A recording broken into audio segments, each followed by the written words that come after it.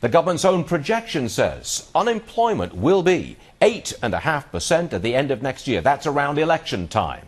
Joining us now by phone is Congressman Ron Paul. Congressman, we appreciate you being with us. I know your schedule is very, very busy, and I know you like to talk about the Fed and the price of gold, but I'm going to ask you a very specific question. Okay. If you're elected, and your first day in the White House, you sit there in the Oval Office and they come to you and you say, Mr. President, we've got 8.5% unemployment. What will you do at that point?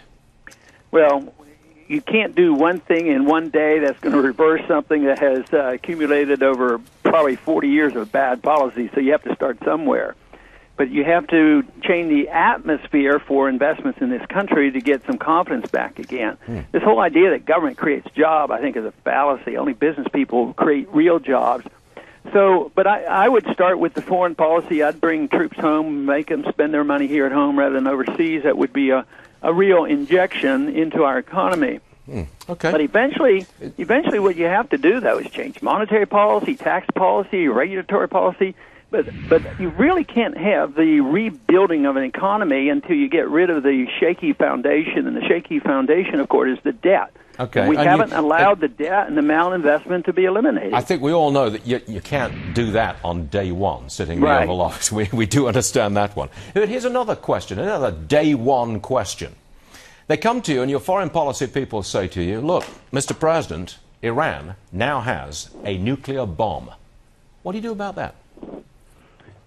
Probably essentially nothing. I mean, am I going to go to war? Am I going to bomb them? I would remind them that when I was in the military for 5 years in the 60s, the Soviets had 30,000 of them.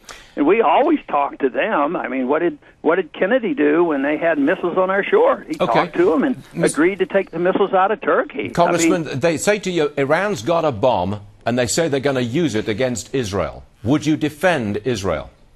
No, Israel can and should take care of themselves, and we shouldn't restrain them in any ways, because when they want to do things around and protect themselves, too often we restrain them.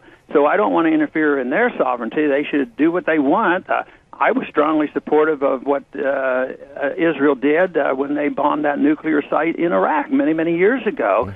And they shouldn't sell out their sovereignty. We tell them what they can do because they're dependent on our money. So Israel has 200-300 of these things. And this whole idea that we have to build up the war fever and attack the Iranians, and they don't have any history of marching into other countries. Okay. I mean, they just don't do that. That's not their tradition. It's not that anybody wants to defend their government right now, but their traditions aren't so much.